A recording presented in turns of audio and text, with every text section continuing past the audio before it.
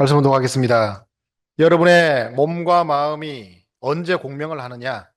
하나님의 사랑을 중심 삼고 성숙된 자리에서 마음은 자연히 하나님의 사랑과 주파수가 맞는다는 것입니다.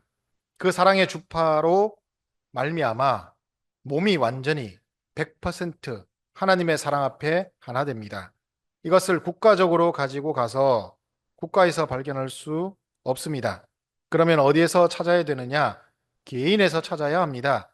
그렇기 때문에 종교는 개인 완성을 추구해 나온 것입니다. 그것을 몰랐다는 것입니다. 그러한 공명권을 이루어야만 완성됩니다. 인간의 완성, 즉 절대자의 대상체로 완성된다는 것은 어떤 경지입니까? 사랑과 완전 조화의 주체이신 절대자 앞에 대상체가 갖춰야 할 조건은 자체 내의 주체와 대상이 완전히 조화되고 일체를 이루는 것입니다. 그러므로 인간이 절대자를 중심한 인격적 성장을 함으로 말미암아 마음과 몸이 완전히 하나 되면 절대 사랑을 실현한 터가 되는 것이요. 이때 인간은 절대자와의 사랑의 공명권에 들어가게 됩니다. 즉 마음과 몸이 조금의 상충도 없이 완전히 조화되면 사랑의 가문권이 생기고 음차가 공명하듯이 자동적으로 절대자와의 공명권이 생기는데 이것은 상대적인 세계에서 절대 경지를 접하는 최저 기준이 되는 것입니다. 식구 여러분 안녕하십니까? 반갑습니다. 자, 오늘은 식구님들과 함께 시험을 이긴 자 공명하리라 라는 제목의 말씀으로 함께 하고자 합니다. 요즘 천심원 철야정성에서 이기성 원장님의 말씀의 많은 부분이 하늘 부모님과 그리고 천진 참부모님과의 공명에 대해서 말씀을 하시는 내용이 많이 나옵니다. 많이 들으셨죠? 예. 어떻게 하면 하늘 부모님과 그리고 천진 참부모님과 공명할 것이냐? 아, 철야정성을 통해서 그 내용들을 만들어 가자는 말씀을 많이 해 주셨어요. 그리고 천심원 철야 효정 간증을 통해서 자신의 신앙 과정에서 참부모님과의 공명에 대한 간증을 많이 하시는 것을 보면서 요즘 우리 신앙의 화두는 하늘 부모님과 천진 참부모님과의 공명을 통한 신앙의 기준을 어떻게 세워나갈 것인가 하는 그 내용이 지금 이 시대 우리 신앙의 화두가 된다라고 생각합니다. 그런 의미에서 하늘 부모님과 공명하기 위한 신앙의 과정과 또 우리가 어떠한 경지에 가야만 하늘 부모님과 공명에 이룰 수 있을 것인가를 구체적이고 그리고 자세히 알아보아야 진정한 공명권에 들어갈 수 있을 것이라고 생각합니다. 그런 내용들을 오늘 훈독 말씀을 바탕으로 해서 한번 알아보고 깊이 생각하는 그런 시간이 되도록 하겠습니다. 훈독 말씀을 보게 되면 첫 번째 부분에서 우리 인간은 하늘 부모님의 사랑으로 성숙된 경지에 들어가야만 공명이 일어나고 그렇게 되었을 때 개인의 완성이라는 경지에 이를 수 있다라고 하는 말씀이 첫 번째 말씀의 내용입니다. 두 번째 말씀을 보게 되면 개인의 완성이라는 것을 좀 더 구체적으로 말씀해 주시는데요. 먼저 몸과 마음이 공명권을 이루어야 한다라고 하시고 그러기 위해서는 나의 마음과 몸이 상충이 없는 단계에 들어가야 하고 그리고 그 과정을 넘어가면 하늘 부모님과도 공명할 수 있는 과정으로 나아갈 수 있다라고 하는 이 과정적인 부분들을 두 번째에 말씀해 주고 계십니다. 이 두 훈독 말씀을 다시 한번 요약해 보게 되면 순서대로 이렇습니다. 가장 먼저 내 마음과 몸이 공명하여서 상충됨이 없어야 한다 하는 것이 먼저입니다. 내 몸과 마음의 공명이 상충됨이 없도록 해서 공명되게 해야 된다. 두 번째, 그것을 바탕으로 해서 하늘 부모님의 사랑으로 성숙되어야 한다. 그 내용입니다. 그리고 세 번째, 이렇게 이루어진 인간이 그때 비로소 지상에 계신 천진 참부모님과 공명할 수 있고 더 나아가서 하늘 부모님과 공명할 수 있다 하는 것이 이 과정적인 내용으로 되어 있습니다. 그래서 공명을 하기 위해서는 그냥 공명해야지 해서 되는 것이 아니라 첫 번째, 두 번째, 세 번째 이렇게 가는 과정들이 있다 하는 부분들을 말씀하시는 것이죠. 여기서 우리 인간이 해야 할 책임은 스스로 마음과 몸이 상충됨이 없도록 하는 것. 여기 이제 이 내용을 만들어야 됩니다. 내 몸과 마음이 상충되지 않도록 해야 된다. 그리고 하늘 부모님의 사랑으로 내 스스로 성숙되어 가야 한다. 이 두 가지는 이제 인간이 해야 할 책임에 대한 내용입니다. 그러면 왜 우리가 몸과 마음이 상충되는 내용이 없고 사랑으로 성숙해야 할까? 그래야 그 내용을 가져야 왜 하늘 부모님과 공명할 수 있을까 하는 부분들을 알아보면 그 이유가 하늘 부모님이 몸과 마음이 되지 않으신 분이기 때문입니다. 그럼 한번 여러분들 생각해 보십시오. 하늘 부모님도 몸과 마음이 싸운다. 이게 여러분들 납득이 가세요? 하늘 부모님도 몸과 마음이 싸우시는 분이다. 그러실까요? 안 그러실까요? 하늘 부모님이 몸과 마음이 싸우실까요? 안 싸우실까요? 안 싸우십니다. 그렇죠? 하늘 부모님은 몸과 마음에 상충이 없어요. 그러니까 우리가 하늘 부모님처럼 되어서 그 하늘 부모님과 공명을 하려면 우리들도 어떻게 해야 된다고요? 몸과 마음에 상충이 없어야 된다는 거죠. 상충이라는 말은 싸우지 않아야 된다는 겁니다. 몸과 마음의 싸움이 없어야 합니다. 그것은 하늘 부모님이 그런 분이기 때문이고, 그리고 하늘 부모님이 우리가 사랑으로 성숙해야 하는 이유가 하늘 부모님은 절대 사랑의 존재이시기 때문에 우리들도 그러한 모습을 갖춰 나가야 한다는 것을 말씀하십니다. 그러므로 우리가 하늘 부모님과 공명하기 위해서는 우리의 모습을 하늘 부모님의 모습으로 만들어 가야 한다는 결론에 다다르게 됩니다. 그러면 마음과 몸이 상충됨이 없다는 것이 구체적으로 어떤 내용일까? 제일 중요한 것이 우리가 생활하면서 몸, 마음에 상충이 없는 모습을 만들어가는 게 가장 힘든 내용인데 어떻게 하는 것일까? 식구님들께 질문 하나 드리겠습니다. 하늘 부모님이 타락한 인류를 구원하시기 위해서 복귀 섭리를 진행하실 때 하늘 부모님이 타락한 인류를 보면서 왜 저러는 거야 하면서 하나님이 인간을 보며 절망하셨던 내용이 있으셨을까요? 없으셨을까요? 하늘 부모님이 절망하신 적이 있으셨을까요? 없으셨을까요? 큰 소리로 대답해 보십시오. 하늘 부모님이 절망하신 적이 있을까요? 없을까요? 잘 모르시겠어요? 자, 인간의 타락 때문에 하늘 부모님이 슬퍼하셨을까요? 그것도 잘 모르시겠어요? 예. 자, 그러면 인간의 타락 때문에 하늘 부모님이 아픔을 느끼셨을 거라고 생각하십니까? 하늘 부모님이 아픔을 느끼신 것 같다. 자, 그리고 고통도 느끼신 것 같을까요? 예. 그리고 인간에 대해서 야, 나 저놈들 이제 더 이상 복귀 섭리 못하겠다 하면서 포기하고 싶은 마음도 하늘 부모님 가지셨을까요? 그건 아니고, 예. 그럼 마찬가지로 우리 예수 그리스도, 예수님의 이제 성탄절 다가오는데 예수님에 대해서 한번 생각해 보겠습니다. 예수 그리스도께서 십자가의 노고정을 걸으시면서 절망을 하셨을까요?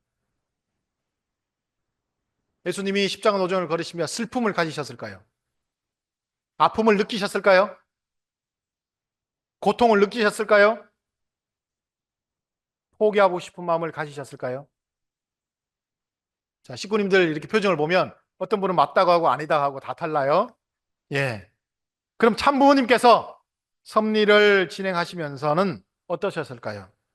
참부모님은 슬픔과 고통과 아픔이 있으셨을까요? 예. 자, 교회장이 보는 관점을 말씀드리겠습니다. 하나님 부모님도 예수님도 참부모님도 절망도 슬픔도 아픔도 고통도 포기도 없으셨던 것 같습니다. 없으셨다. 그래서 하늘 부모님과 예수 그리스도와 참 부모님은 마음과 몸이 상충이 없으신 것이죠. 예수님이 몸과 마음이 싸우신 분이었을까요? 참 부모님이 몸과 마음이 싸우신 분인가요? 아니죠. 상충이 없으시니까 어땠을까? 오직 기쁨과 희망만 가지고 계신 분이 하늘 부모님, 그리고 예수 그리스도, 그리고 참 부모님이라고 생각합니다. 지금 한번 생각해 보십시오. 슬픔과 고통과 아픔이라고 하는 것은 언제 생기느냐? 내 몸과 마음이 상충되었을 때 슬픔이 생기는 것이고요. 고통이 생기는 것이고 아픔이 생기는 것입니다. 안 그런가요? 예. 마음에서는 이렇게 하고 싶은데 몸이 이렇게 되지 않을 때 거기에서 충돌이 일어나니까 아픔이 일어납니다. 그렇지 않나요? 예. 그리고 슬픔이 일어납니다. 고통이 거기에서 일어나는 것이에요. 그렇기 때문에 인류를 향하여서 하늘 부모님은, 그리고 예수 그리스도와 참 부모님은 항상 인류를 향하여 포기하지 않으시고 복귀 섭리를 해오실 수 있는 이유가 몸과 마음에 상충이 없으신 분이었기 때문에 가능했다라고 하는 것을 우리가 생각해야겠습니다. 여기서 우리가 이러한 하늘 부모님과 예수 그리스도와 참 부모님과 완전히 공명하기 위해서는 우리도 그와 같은 경지에 들어가야만 공명될 수 있다고 하는 것을 우리는 알아야겠습니다. 그렇죠? 그 이하에서는 공명이 일어나지 않습니다. 그럼 아직도 이러한 경지에 들어가 있지 않은 우리라고 하는 것을 고백하고 회개하고 있는 우리는 어떤 과정을 통해야만 그러한 경지에 들어갈 수 있을까 하는 것입니다. 몸과 마음의 상충이 없는 그런 단계. 그래서 그 단계에 들어갈 수 있도록 하시기 위해서 하늘 부모님이 우리에게 주시는 그 과정 중에 하나를 뭐라고 하느냐 하면 신앙적인 용어로 시험이라고 하는 것을 주십니다. 시험. 그리고 그 시험이라고 하는 것을 통과했을 때 우리는 마음과 몸에 상충이 없이 하늘 부모님과 예수 그리스도와 삼부님과 공명할 수 있는 우리의 모습이 되는 것이지, 시험을 통과하지 못하면 그렇게 공명할 수가 없다라고 하는 것입니다. 앞서 말씀에서 하늘 부모님이 인간의 타락으로 그때까지 창조하셨던 모든 것을 한꺼번에 몽땅 다 사탄한테 잃어버렸어요. 수억 년 동안 창조하셨던 것 몽땅 다 잃어버렸습니다. 예수 그리스도께서도 십자가에 못 박히시면서 모든 것을 한순간에 다 잃어버리셨습니다. 지금의 참 부모님께서는 어떠하십니까? 영광의 면류관이라고 하는 그 시를 쓰실 때 벌써 참 부모님은 감지를 하셨어요. 자신에게 얼마나 많은 배신이 있을 것인지, 그리고 얼마나 많은 모함과 조롱이 있을 것인지를 미리 아셨습니다. 심지어는 여러분들이 아시는 것처럼 자녀님들이 참 부모님을 배신하여 나가는 경지까지 나가 있습니다. 만일 식구님 여러분이라면 그런 자리에서 있을 때 식구님 여러분은 어떠하실 것 같습니까? 예를 들어서 한번 생각해 보겠습니다. 자신의 입장에서 한번 이렇게 떠올려 보십시오. 자신이 모아놓은 전 재산을 뭐 잘못된 투자나 또는 사기를 당해가지고 그것을 다 상실해 버렸다라고 한번 해보겠습니다. 그랬을 경우 식구님들 마음이 어떨까요? 식구님들이 그러한 상황에서 기쁜 마음을 가지고 섭리를 위해서 내가 이렇게 희생을 했다 하면서 기쁘게 받아들일 수 있는 우리 마음의 내용이 될 수 있을까요? 아니면 밤잠을 제대로 자지 못하고 병이 날까요?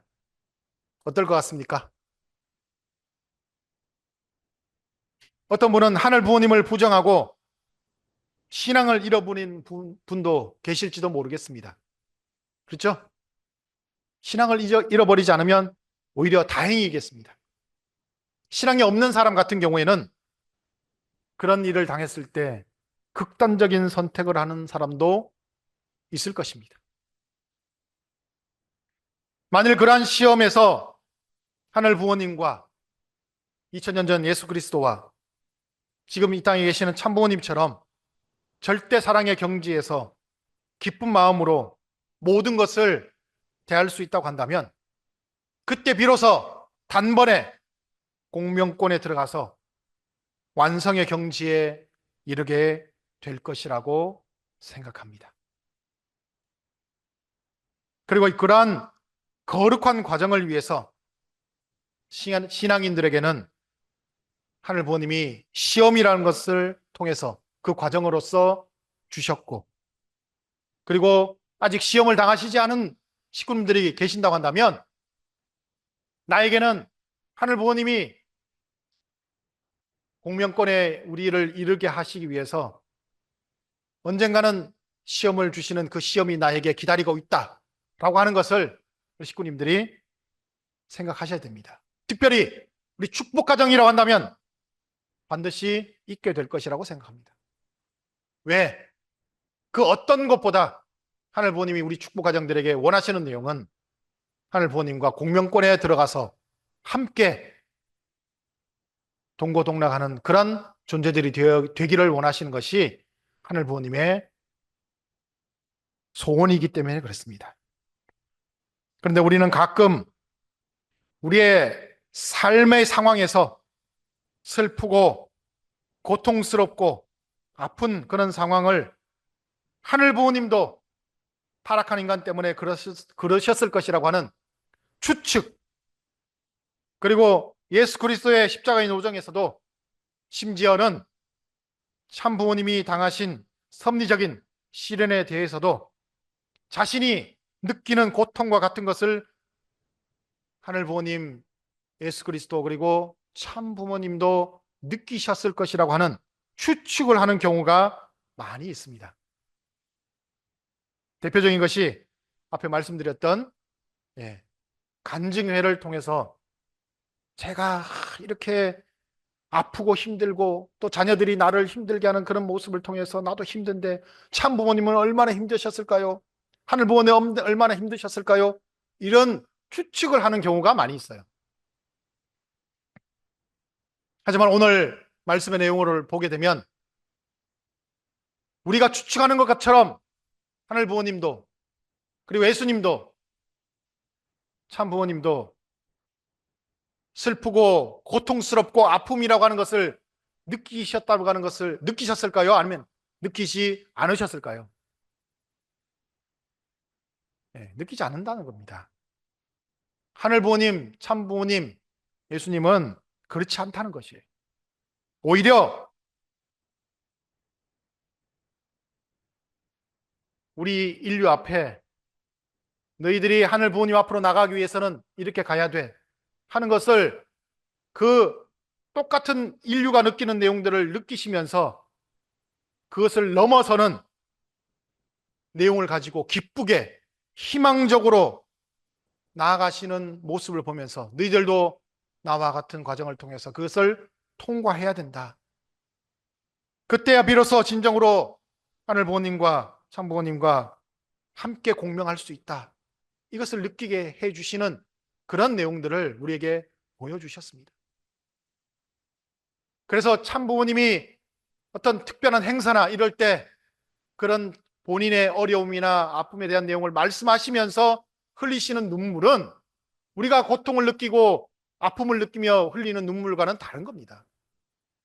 그것을 넘어서는 하늘 부모님과 공명되어지는 그런 환희에 대한 기쁨의 눈물로서 우리에게 보여주시는 것이지, 우리가 느끼는 그런 아픔과 고통에 대한 내용과는 거리가 있는 내용이라고 하는 것을 다시 한번 생각해야 됩니다.